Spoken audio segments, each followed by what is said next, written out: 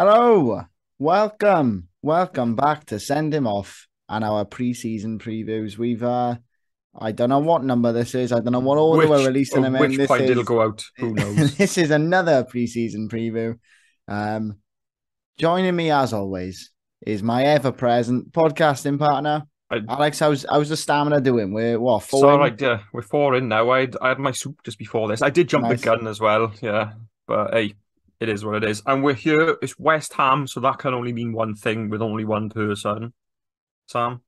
Yes, we're once again joined by rather firm friend of the podcast, comedian Trevor Bickles. How's it going, Trev? Hello, hello. Well, He's these boys, we back. don't realise these boys have been an absolute lifesaver to me as well. They got me out the Stuck in Cardiff because otherwise I'd have never made the train. Right, we ended up Oh having a yeah. beer, and they drove me to the Yeah. station, and you Um, got me out. our pleasure, and it was a great beer we had. We had a bit of grub and a bit of beer, didn't we? It was, Nice it was a good, evening. it was good. I could things I was comfy. I probably could have stayed there for ages, but obviously I had to get the train back. Didn't I? So were we, to be honest. I didn't want to Yeah, go because I had to go to work the next day, but hey, Yeah, exactly. it is what it is. But yeah, Right, no, thanks for coming let's back. talk West Ham. Let's right. talk West Ham. So we'll start with last season, Trev. How did Seventh you find it? place. If you can finish the sentence for me, for West Go on. Ham, last season was Say that again. Sorry, it for, was for West Ham, last season was. a dream. A dream. Not It bad. was it was a dream. I mean, at the start of the season, obviously we'd finally got into Europe, which everyone was excited about. I mean, there was a great buzz about the place. We'd finished the back end of the season prior really, really well. There was a massive amount of optimism, but also a little bit of skepticism with the lack of signings. We knew we was going into a big season with not a lot of players, and we was kind of a bit worried, and that did prove to be, I think, our downfall throughout the year was the sheer lack of players. But to get as far as we did in Europe, I mean, to beat people like was it Seville in the first round of the knockout stage, to get to the semi-final, as a West Ham fan, it was a dream. A slight sad ending because I think if we'd have got to Rangers, I think we'd have stood a massive chance of winning that. Um, but yeah, like I say, I think a dream's a great way to sum it up.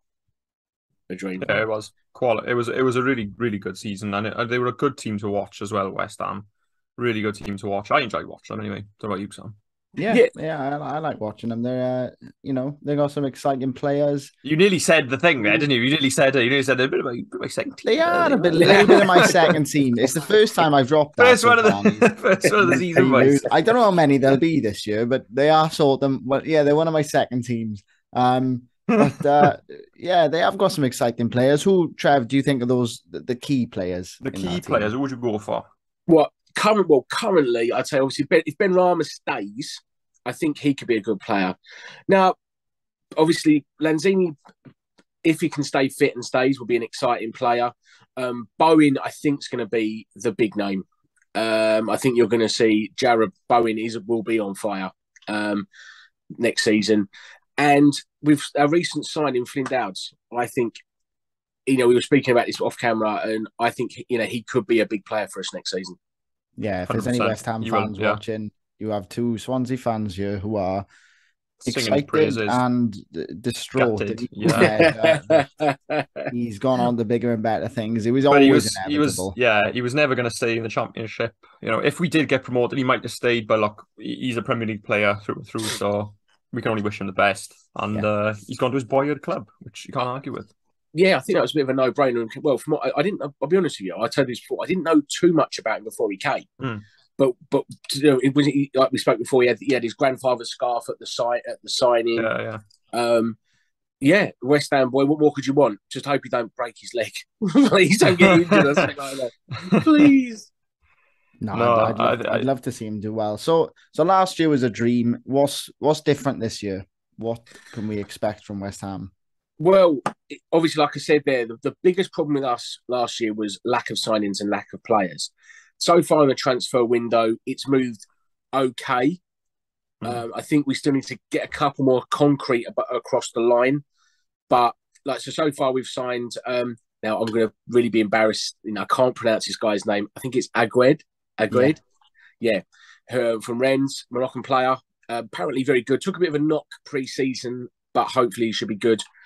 in defence for us. Obviously, we spoke about Flynn Dowds. We've secured Areola from PSG. Currently, we've had bids accepted, and now this is obviously at this moment we've had bids accepted, and he's passed a medical and personal terms for Scamacca from Sassuolo. Big player, Italian ball winner, can hold it up, and it's what we've missed for about 2 or 3 seasons at West Ham. So if we could get him over the line, and it's about 90%, and then we've also got. Is it Kostic from Kostic? Yeah. Kostic, that's it. Now they're putting him as a. I always thought he was a left winger. Yeah, me too. But we're buying him as a left wing back, from what I've heard, because we're looking for a replacement for Cresswell, because this probably could be his last season with us, and I think they're trying to mould him into that position, which I'm not a fan of. To me, I don't like this kind of let's buy a left winger, mould him into a left back. I'd rather buy a left back. You know, I've never been a fan of that, because the worst for that was Slaven Bilic. He used to buy he was trying to get Antonio at right back at one point. Yeah. You know, I don't know. He played really everywhere, didn't he? Yeah, and I'm not a fan of that. I really am not. If you need a left back, buy a left back. That's my mentality. And then obviously we missed out on old Moneybags himself, Jesse Lingard. But bless him, you know, bless him, bless his cotton socks. £200,000 a week. Do you know what? Right. And this is going to sound like a right bitter West Ham fan here. Right, I'm going to sound like a right bitter one, right? But it was so obvious about the money. Like, because if he wanted to come to us earlier, right, he would have signed before he went to Vegas. He'd have just said, "Damn, come in, sign." But he held out for a paycheck. He wanted to see what Newcastle were offering, Everton were offering, and because Forest come in with a big fat wage packet, he don't even know where the ground is. You know what I mean? So I think if we can. Sorry, go on. No, go. I was going to say, because I was talking about one of our boys, and he was saying about, well, look, you know, Spurs could have signed him, anyone could have signed him, but within reason, of course. But if he didn't have, if he wasn't a free agent and he had that release clause on him, I don't think anybody would be paying him half the wage they're getting, because he would have had, like I say, I don't know how many £1 million release clause on top of the wage they got to pay the club. So that's the only reason I think they can afford to pay him all the money. So I think he's kind of profiteered off having run out of a contract at Man United. That's exactly it. And I think that was exactly it when he came to us originally. Once his contract, because when we first had him, that season after, that summer after, we went in for him and they went 40 million. So obviously we're going to go, no chance, we're not paying that. Yeah. And he knew he was going to be out of contract. And from what I've seen on socials and things like that, that he wanted a higher wage because he knew clubs weren't paying a transfer fee for him, which I can agree to an extent. But you're not.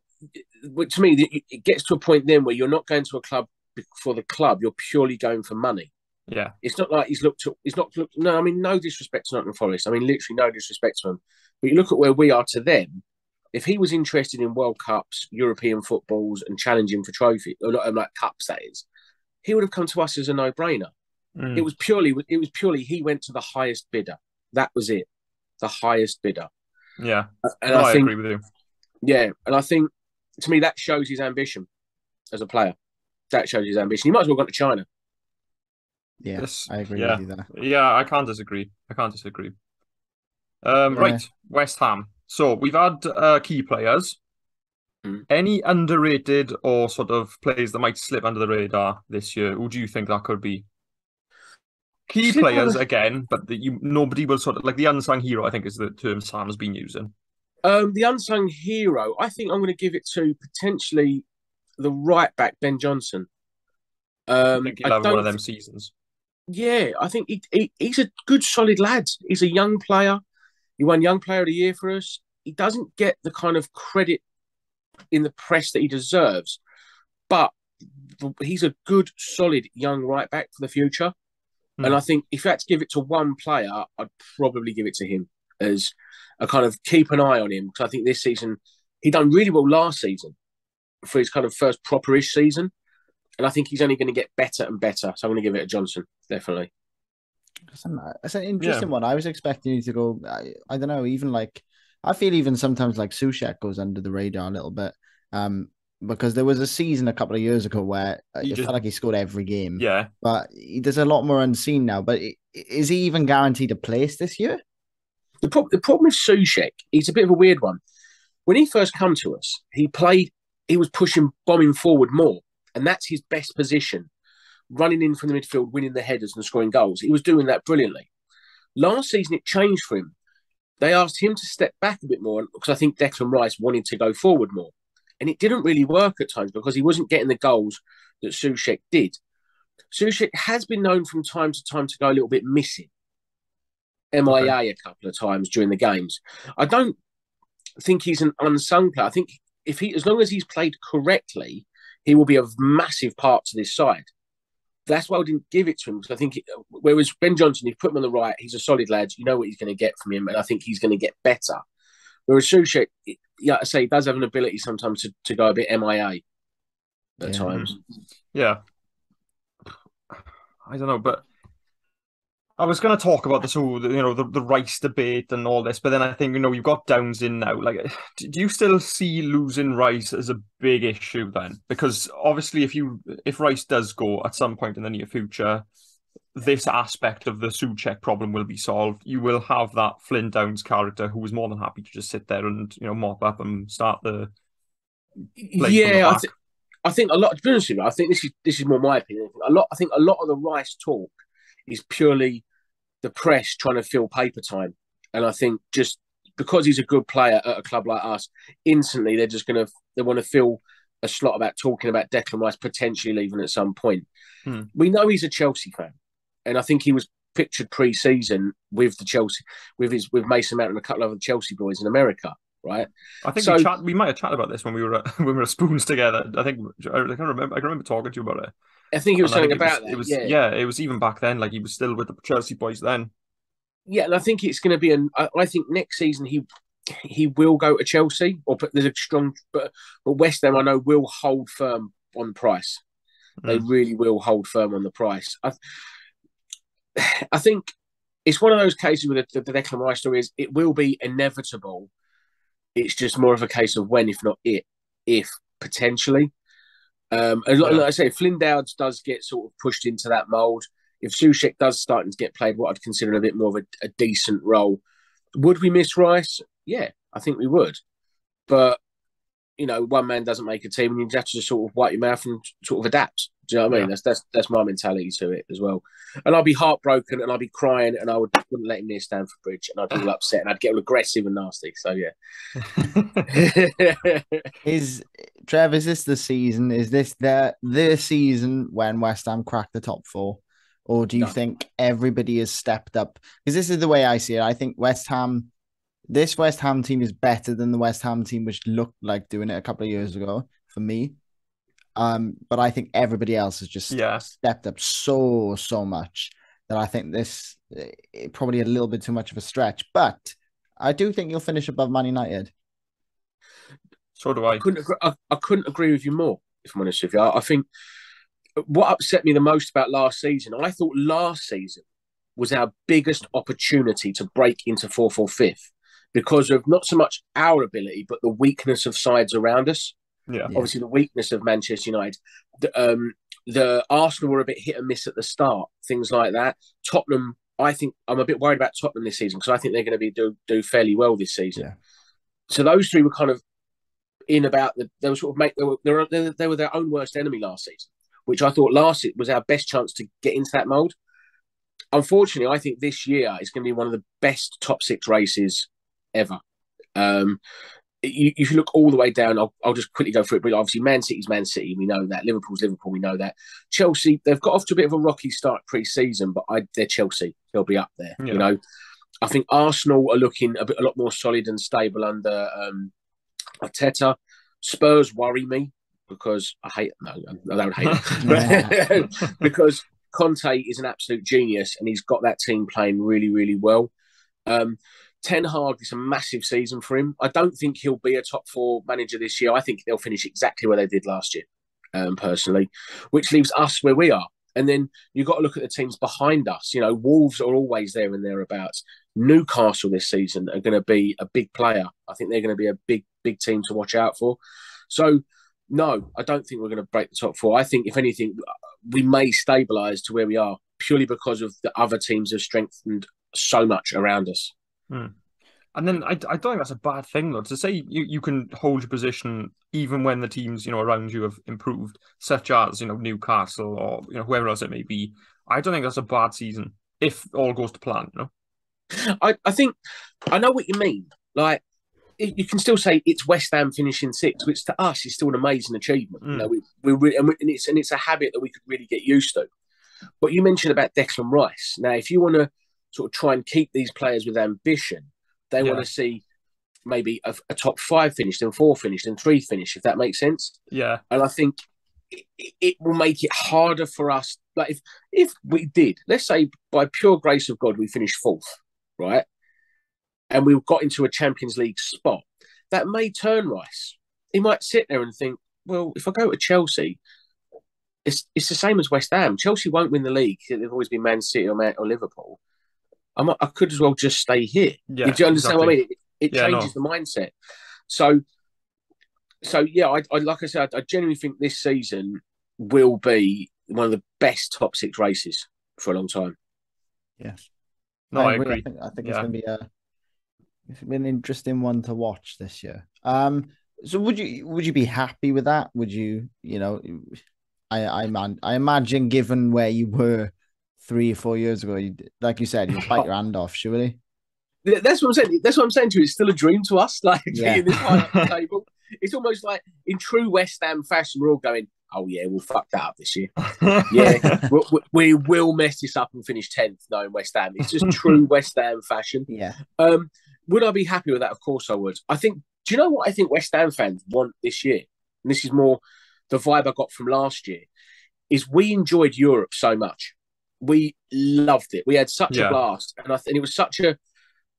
people don't realise, because obviously the West Ham fan, we're always living in the shadows of Arsenal, Chelsea and Spurs with regarding European football. Even Fulham had been to a European final before us in recent years. So for us to even have a European experience was just a dream come true. And I think we were all a bit more heartbroken when it was over. So I think for us, if we could say top 6, but massive progression in Europe, because it's the European Conference League, which is a slightly lesser tournament. But who knows? It's Europe. I think dropping down to the conference is the best thing that could have happened to West Ham, because there is a real. If they did that well in the Europa League, there is a real chance. And like you say, you've improved your team. You've improved your team, so there's absolutely no reason why you shouldn't be able to, go on and win that tournament. It's exactly it. And I think, do you have to go through like a playoff group to get into the group stage of that? Am I right in saying? I'm sure I read somewhere you've got to do like one match, and if you win that match, you then go into the group stage. I could be wrong, but I'm not 100%. No, it sounds about right. It sounds about right. Yeah. I suppose you Swansea boys not used to European football. We haven't had it for a couple of years. Get me, Mr. West Ham, all European football. We've been in it 1 year. I'm giving it all big gums now, just because we've been in there 1 season. So. Well, put it this way: if we can get into the group stages of the Europa Conference, and obviously I know in the latter stages of last year you had some good teams in there. Like Leicester, Roma. I think was it not Leipzig? There's another German club in there, and so as the later stages go on, you're going to get some bigger sides in there. But I genuinely think if we can bulk out that squad, there's no reason why we can't go further in it. Zero. Yeah. It's purely in our hands, and I think we could do it. Totally, absolutely. But yeah, I agree. So that's your European prediction, Trev. You know the drill. You did this last year. Let's put your neck on the line. Check your neck on the block. Where will West Ham finish in the Premier League this season? My heart is saying I'd love 5th. I enjoyed the Europa League, and I think we've got the ability to do it. My common sense, but my pessimist West Ham is saying 10th, because we'll just cock it up like normal. But realistically, I'm going to say 6th again. I think better than last season though. So I suppose that is really all you can ask for going into season. Better than the year before. And it's not, to me, it's not so much what we can't do. It's like I said earlier, It's what the other teams around us have been doing in the transfer window. I think that's going to make it a bit harder for us this year. So, yeah, I think if I could say 6th, 7th wouldn't be a heartbreak, but I think 6th would be a great achievement to get. If we could solidify 6th area for us, I'll be pleased with that. There we are. There we go. You right. First. 6th. Trev, 6th will do. Pleasure as always, mate. Absolute Thanks pleasure. again for coming. Gents, not a problem. We will see you very soon. We will see you very soon. We will. And if any listeners aren't familiar with Trev yet, do you want to give them? Do you want to give? I know. Where have you been? But listen up, because Trev is about to tell you where to find him on social media. Right, here we go. So I'm on Instagram, as in Trevor Bickles. Big Trev Comedy on Twitter. I'm on YouTube. I had a show on there a while ago called The Real Taxi Show, and on TikTok it's Big Trev's Taxi. I'm obviously I post all my gigs on there now on Instagram mainly. So if you get on my Instagram, you'll see where I'm going to be, and come and watch me because I ain't that bad. No, he's very a good laugh. Actually. We went to see him the other day. Yes. We did laugh a lot. So and we had a pint after. So if you go and see Trev, tell him you're from Send Him Off. Send him off. And I'm sure he'll go he's for there like, oh, don't do it. Quote, send him off for 10% full pint. Yeah, literally. No, if you tell Trevor from Send Him Off, you've got to buy Trev a pint. Yeah, that's the rule. That's the rule. There we are. Trev, pleasure as always. Best of luck for this season. I will be watching. As I said, they are sort of my second team now. I say that to everybody. Yeah. Guys, thank you for listening. That's another one done. We are 4 down maybe now, I think. I don't know when we've released this. Could well be 10. We are in certain number you're down. Yeah. And then we, however many left to 20 to go. So there we go. How eloquently put. I'll leave you to it because I'm waffling. Hope you enjoyed, and we'll speak with you soon. Ta-ra. Take care.